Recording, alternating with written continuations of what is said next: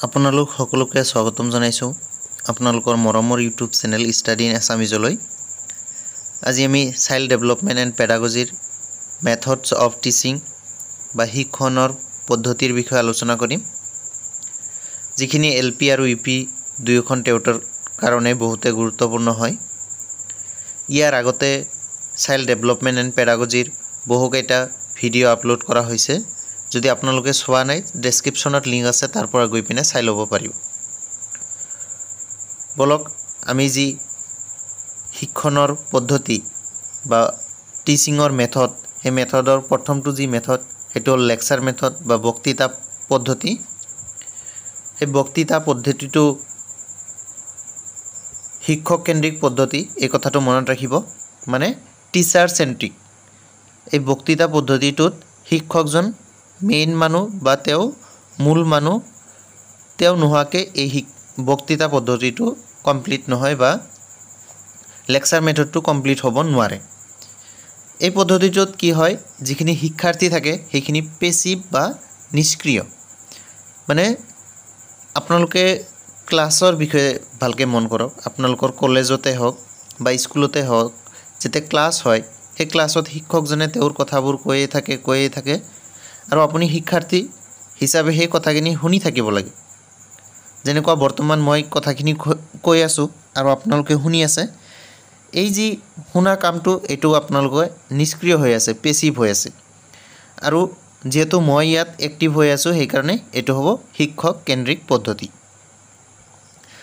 আৰু এই বক্তৃতা পদ্ধতিটো বহুত পুৰণি হয় আৰু ই পুৰণি কালৰ পৰা চলি অহা প্ৰক্ৰিয়া এই বক্তৃতা পদ্ধতিৰ আন এটা নাম হল পেন্সিল আৰু কথন যাক ইংৰাজীত কোৱা হয় চক এণ্ড টক এই চক এণ্ড টক পদ্ধতি বুলিও এই বক্তৃতা পদ্ধতি কোৱা হয় এই বক্তৃতা পদ্ধতিৰ কিছুমান সুবিধা আছে সেই সুবিধাবোৰৰ প্ৰথমটো সুবিধা হৈছে যে অতি কম খৰচতে অধিক সংখ্যক ছাত্ৰ-ছাত্ৰীক শিক্ষাদান কৰা সম্ভৱ মানে এটা ডাঙৰ হল বনাই লৈছে সেই হলত 30 ৰ পৰা 40 জন ছাত্ৰ-ছাত্ৰী বহাই লৈছে আপোনালোকে আৰু আপোনালোকে লেকচাৰ দি আছে আপোনালোকে বক্তৃতা দি আছে তেতিয়াহলে চাওকচোন আপোনালোকে খুব কম খৰচত এটা দুটা পেন্সিল লৈ গৈছে চক পেন্সিল হে পেন্সিলৰে আপোনালোকে 45 মিনিট বা 1 ঘণ্টাৰ এটা ক্লাছ সম্পূৰ্ণ কৰিব পাৰিব মানে খুব কম খৰচতে আপোনালোকে বেছি সংখ্যক ছাত্ৰ-ছাত্ৰীক বা শিক্ষাৰ্থীক শিক্ষাদান কৰিব পাৰিব টিচিং কৰিব পাৰিব দুই নম্বৰ যি সুবিধা সেই সুবিধা হল এজন শিক্ষকৰ যোগেদি একে সময়তে বহু সংখ্যক শিক্ষাৰ্থীক শিক্ষাদান কৰিব পৰা যায় একেই কথা যে একেখন ক্লাছতে বহু কেইজন ছাত্ৰ-ছাত্ৰী একে লগতে শিক্ষাদান বা টিচিং কৰিব পৰা যায় 3 নম্বৰটো সুবিধা হল নিৰ্দিষ্ট বিষয়ৰ প্ৰতি শিক্ষাৰ্থীৰ আগ্ৰহ বঢ়াব পৰা যায় এটো কি কৰিব পৰা যায় ধৰি লওক কিছুমান এনেকুৱা শিক্ষকও আছে যিসকলৰ পঢ়োৱাৰ ধৰণ বা হিয়তৰ কথা কোৱাৰ ষ্টাইল বা হিয়তৰ লিখাৰ ষ্টাইল হিয়তৰ অঙ্গী ভঙ্গী এইবোৰ চাই আমি আগ্ৰহ সেই বিষয়টোৰ প্ৰতি আমাৰ কি হৈ যায় আগ্ৰহ হৈ যায় শিক্ষকজনৰ প্ৰতি আগ্ৰহ বাঢ়া মানে আমাৰ সেই সাবজেক্টটো বা সেই বিষয়টোৰ ওপৰতে আগ্ৰহ বাঢ়ি যায় এইটো হল এটা লেকচাৰ মেথডৰ সুবিধা এই লেকচাৰ মেথডৰ অসুবিধাও কিছুমান আছে তাৰে প্ৰথমটো অসুবিধা হল যে শিক্ষাৰ্থী নিষ্ক্ৰিয় ইয়াত শিক্ষাৰ্থীজন কি হৈ থাকে পেসিভ হৈ থাকে শিক্ষাৰ্থীজন খালি শুনিব লাগে ইয়াত তেওঁৰ কোনো ধৰণৰ কাম নাথাকে এতিয়া যদি শিক্ষাৰ্থী টোপনিও মাৰে তথাপিও এই শিক্ষকজনে তেওঁৰ কামখিনি যিখিনি বক্তৃতা লেকচাৰ সেইখিনি কৰিয়েই থাকিব যাৰ কাৰণে শিক্ষাৰ্থী ইয়াত কি থাকিব নিষ্ক্ৰিয় তাৰ উপৰিও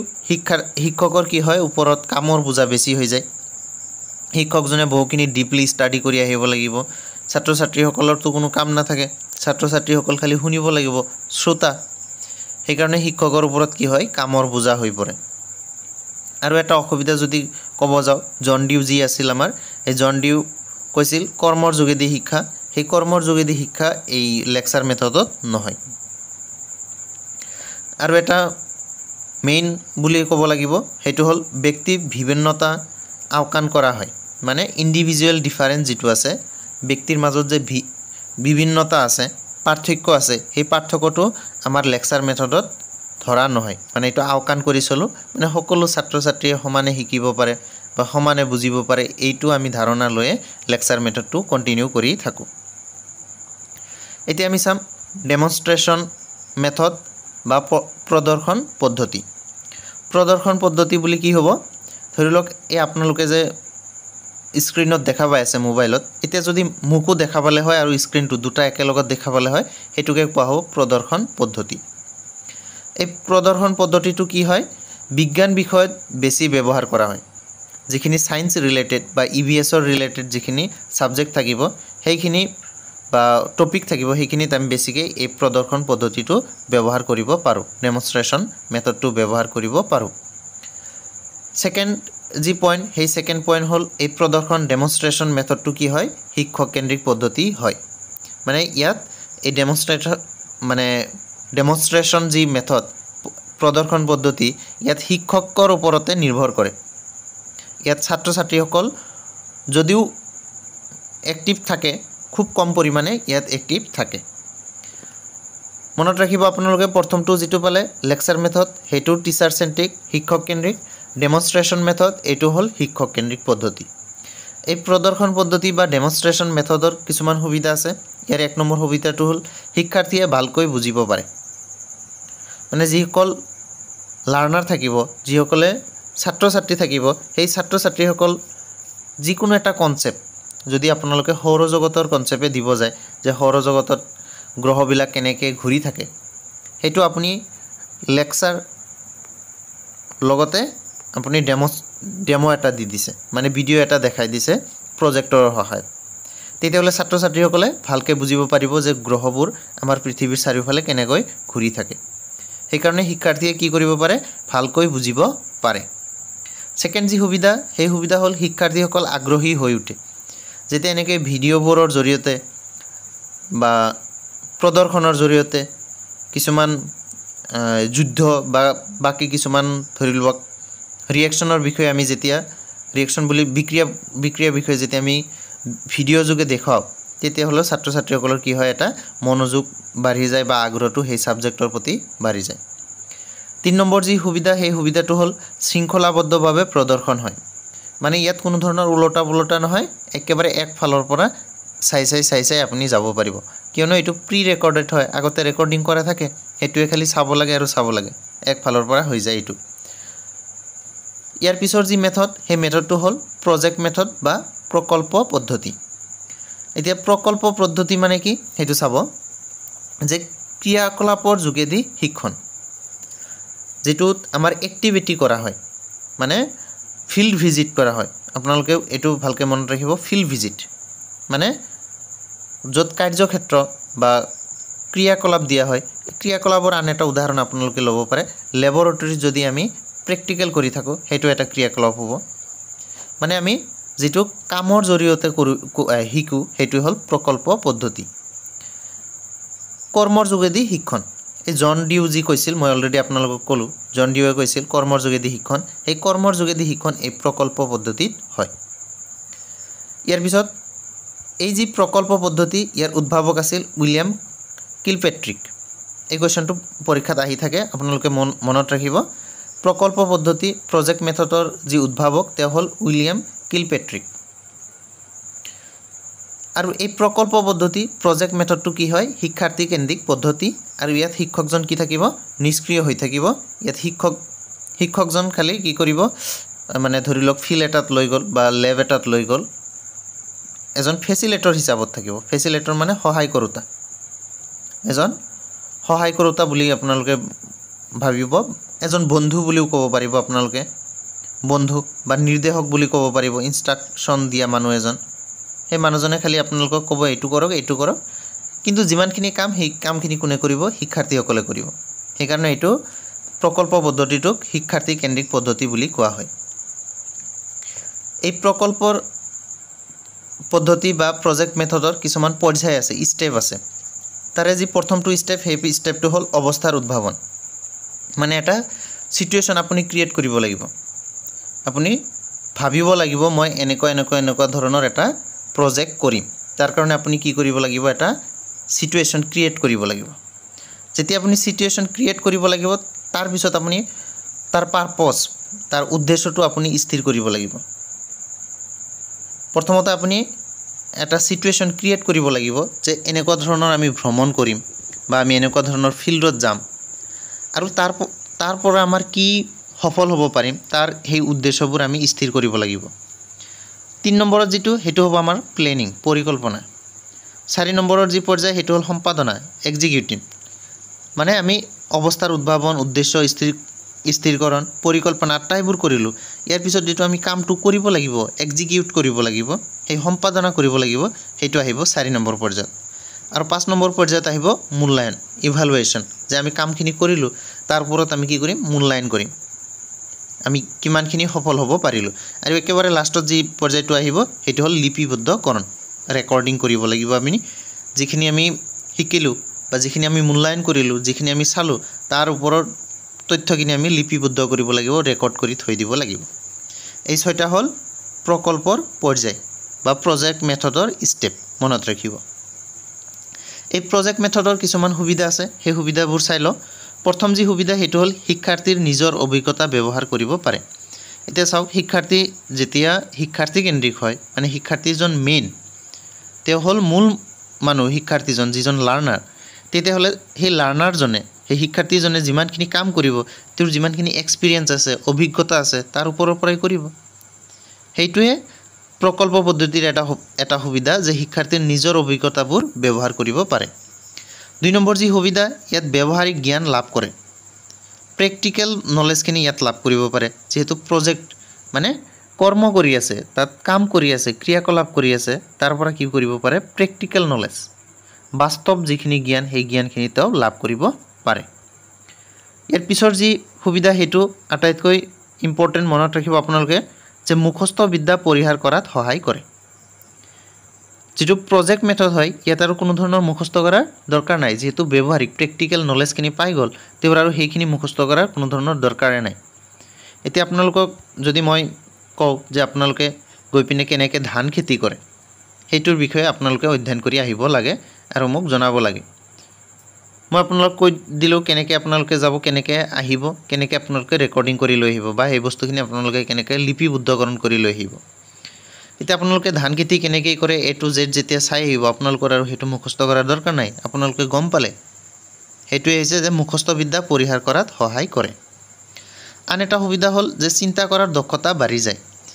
এনেকুৱাও কিছুমান কাম দিব পৰা যায় লেবৰেটৰীতে হওক বা বাস্তৱ ক্ষেত্ৰতে হওক কিছুমান চিন্তা কৰিব পৰা যে আমি কি কৰিলে আমাৰ পৰিৱেশ প্ৰদূষণ কমিব তেনেকুৱা ধৰণৰ কাম যদি আপোনালোকক দিয়া হয় তেতিয়াহ'লে আপোনালোকৰ কি হ'ব চিন্তা কৰাৰ দক্ষতাটো বৃদ্ধি হ'ব বা বাঢ়ি যাব। এইটো এটা হ'ল প্ৰজেক্ট মেথডৰ সুবিধা। ইয়াৰ পিছৰ যি পদ্ধতি সেইটো হ'ল হিউৰিষ্টিক মেথড বা হিউৰিষ্টিক পদ্ধতি। এই হিউৰিষ্টিক পদ্ধতিত কি হয় যে ছাত্ৰ ছাত্ৰীক সক্ৰিয়ভাৱে অংশগ্ৰহণ কৰোৱা আৰু সমস্যাৰ সমাধান বিচৰাত সহায় কৰা। এই যি হিউৰিষ্টিক পদ্ধতি বা মেথড ইয়াত শিক্ষকজনে কি কৰিব ছাত্ৰ ছাত্ৰীক এক্টিভলি পাৰ্টিচিপেট কৰাব কোনো এটা কামত ছাত্ৰ ছাত্ৰীক কি কৰিব সক্ৰিয়ভাৱে অংশগ্ৰহণ কৰাব আৰু যিকোনো সমস্যা বা যিকোনো কামত অংশগ্ৰহণ কৰালে সেই কামখিনি সমাধান কৰাত অলপ সহায় কৰিব যে তোমালোকে এনেকৈ কৰা এনেকৈ নহয় এনেকৈ কৰিব লাগে এই যিমানখিনি সহায় কৰিব লাগে এইটো হ'ল শিক্ষকৰ কাম। ইয়াতো শিক্ষকজন কি হৈ থাকিব ফেচিলেটৰ পেছিভ। এই হিউৰিষ্টিক মেথডৰ যি হিউৰিষ্টিক শব্দটো আছে এই হিউৰিষ্টিক শব্দটো গ্ৰীক ভাষাৰ হিউৰস্কৰ পৰা আহিছে। এই কথাটো মনত ৰাখিব যে হিউৰিষ্টিক পদ্ধতিৰ যি হিউৰিষ্টিক এই হিউৰিষ্টিক যেটো এইটো হ'ল ইংৰাজী শব্দ আৰু এইটো আহিছে গ্ৰীক ভাষাৰ হিউৰস্কৰ শব্দৰ পৰা। এই শব্দটোৰ হিউৰস্কৰ শব্দটোৰ অৰ্থ হ'ল মই বিচাৰি পালোঁ বা মই উদ্ভাৱন কৰিলোঁ। বহুত ইম্পৰ্টেণ্ট হয় মনত ৰাখিব। এই হিউৰিষ্টিক পদ্ধতিটো উদ্ভাৱক আছিল আৰ্মষ্ট্ৰং হ'ল ইয়াৰ উদ্ভাৱক বা হিউৰিষ্টিক শব্দটোৰ উদ্ভাৱক বুলিও যদি আপোনালোকক পৰীক্ষাত সোধে তেতিয়া আপোনালোকে আৰ্মষ্ট্ৰং বুলিয়ে উত্তৰটো লিখিব। হিউৰিষ্টিক মেথড বা ইয়াৰ আন এটা নাম আমি ক'ব পাৰোঁ যে প্ৰচেষ্টা আৰু ভুল পদ্ধতি বা প্ৰচেষ্টা আৰু ভুল পদ্ধতিৰ আধাৰত এই হিউৰিষ্টিক পদ্ধতিটো উদ্ভাৱন কৰা হৈছে। মানে হিউৰিষ্টিক পদ্ধতিত কি কৰিব যেতিয়া ছাত্ৰ ছাত্ৰীসকলে নিজেই সমস্যাবোৰ সমাধান কৰিব ধৰিব তেতিয়া সিহঁতৰ ভুল হ'ব আকৌ কৰিবলৈ চেষ্টা কৰিব আকৌ ভুল হ'ব এনেকৈ লাহে লাহে কি হ'ব চেষ্টা কৰি লাহে ভুলৰ সংখ্যাটো কমি আহিব আৰু শুদ্ধটো তেওঁলোকে কৰিব পাৰিব। সেইকাৰণে প্ৰচেষ্টা আৰু ভুল পদ্ধতিৰ আধাৰত এই হিউৰিষ্টিক পদ্ধতিটো। আৰু এই হিউৰিষ্টিক পদ্ধতিটো হ'ল শিক্ষাৰ্থী কেন্দ্ৰিক পদ্ধতি। এইটো মনত ৰাখিব। প্ৰথম আমি পালোঁ লেকচাৰ মেথড, সেইটো হ'ল শিক্ষক কেন্দ্ৰিক। তাৰপিছত আমি পালোঁ ডেমনষ্ট্ৰেশ্যন মেথড, সেইটো হ'ল শিক্ষক কেন্দ্ৰিক। তাৰপিছত পালোঁ প্ৰজেক্ট মেথড, সেইটো শিক্ষাৰ্থী কেন্দ্ৰিক। এতিয়া আমি পালোঁ হিউৰিষ্টিক মেথড, এইটো হ'ল শিক্ষাৰ্থী কেন্দ্ৰিক পদ্ধতি।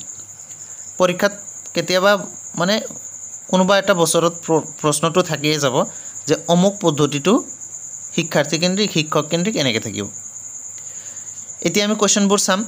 LP 2012 চনত কুৱেশ্যন আহিছিল। আমি টোটেল 10টা কুৱেশ্যন চাম, মানে 12 চনৰ পৰা 19 চনলৈ 10টা কুৱেশ্যন আহিছে। LP 2012 চনত প্ৰথমটো কুৱেশ্যন আহিছে যে প্ৰকল্প পদ্ধতিটো আগবঢ়াইছিল কোনে? ৰছু, কিলপেট্ৰিক, প্লেটো, হাৰ্বাৰ্টে।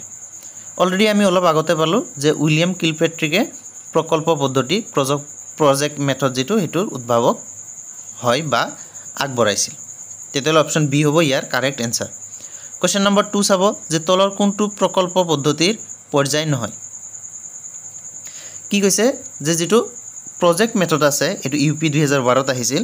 এই প্ৰজেক্ট মেথডৰ কোনটো তলৰ পৰ্যায় নহয়, ষ্টেপ নহয়? উদ্দেশ্য স্থিৰকৰণ এইটো হয়, বাজেট নহয়, সম্পাদনা এক্সিকিউটিং হয়, লিপিবদ্ধকৰণ ৰেকৰ্ডিং হয়।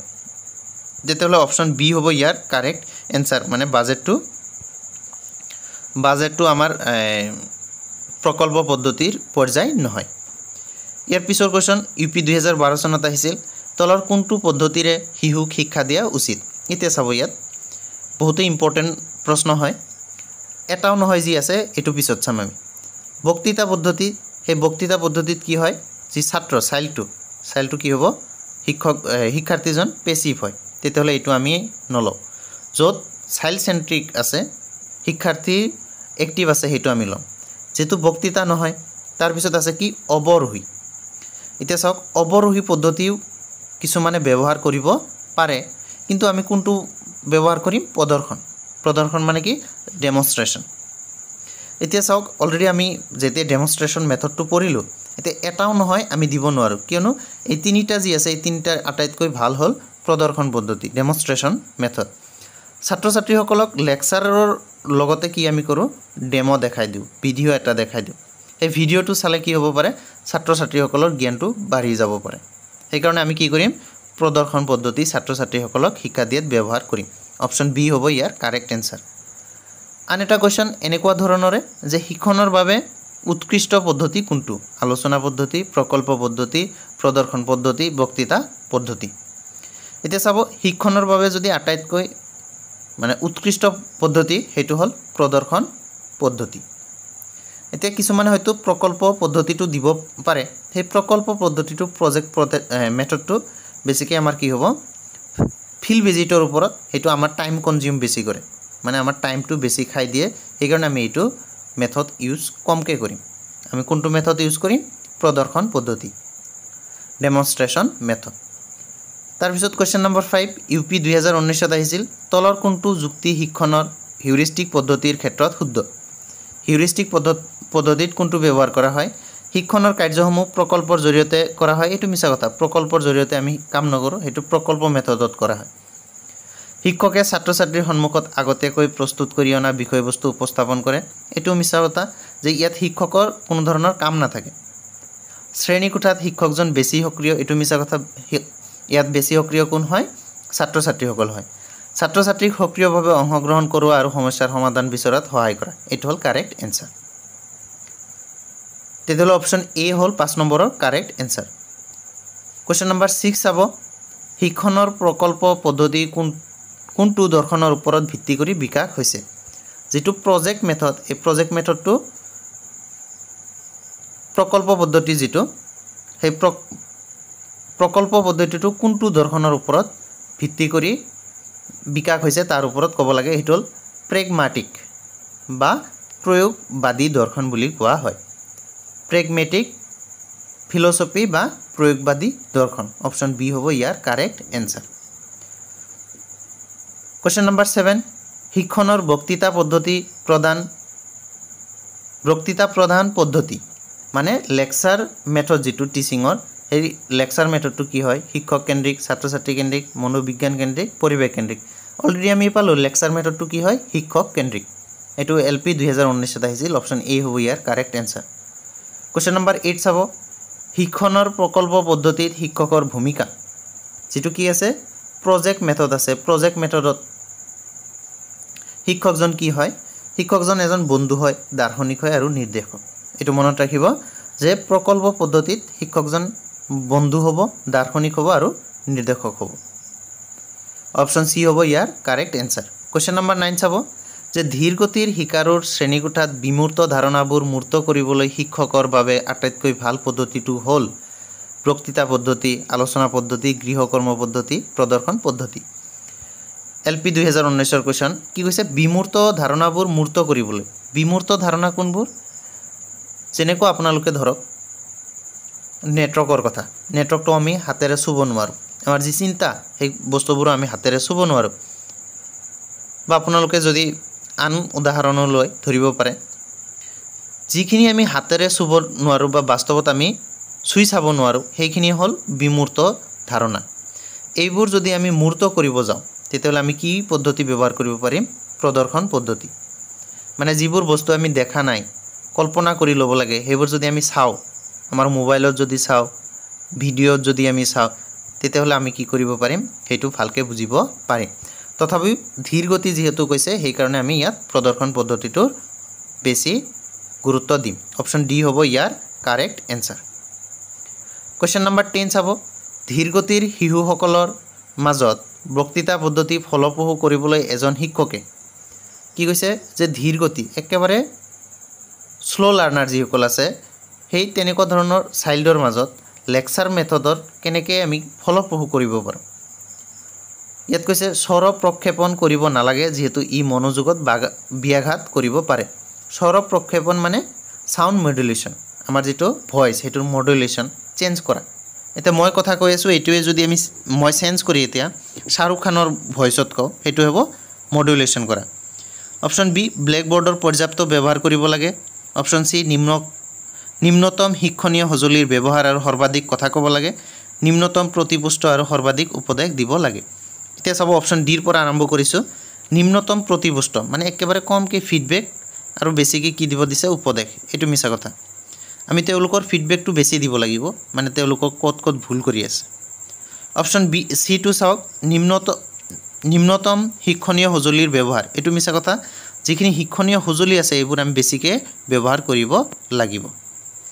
অপশ্যন বি চাব ব্ল্যাক বোৰ্ডৰ পৰ্যাপ্ত ব্যৱহাৰ কৰিব লাগিব ব্ল্যাক বোৰ্ডটো আমি বেছিকে ব্যৱহাৰ কৰিব লাগিব বা যিমানখিনি প্ৰয়োজন ব্যৱহাৰ কৰিব লাগিব এটো হ'ব কাৰেক্ট এনসাৰ লগতে এ নম্বৰটো চাব এ নম্বৰ কি কৈছে ভয়েস মডুলেশ্যন মই যদি ভয়েস চেঞ্জ কৰো ই মনোযোগত ব্যাঘাত কৰিব পাৰে এই কথাত মই অলপ দ্বিমত আছো যে যদি মই ভয়েস মডুলেশ্যন কৰো তেতিয়াহলে ছাত্ৰ ছাত্ৰীসকল যেহেতু তেওঁলোক স্লো লাৰ্নাৰ তেওঁলোকে অলপ এনজয় কৰিব পাৰিব তেওঁলোকৰ মনোযোগটো বাঢ়ি যাব তেতিয়াহলে এটো কাৰেক্ট নহব মানে স্বৰ প্ৰক্ষেপণ কৰিব লাগে মোৰ মতে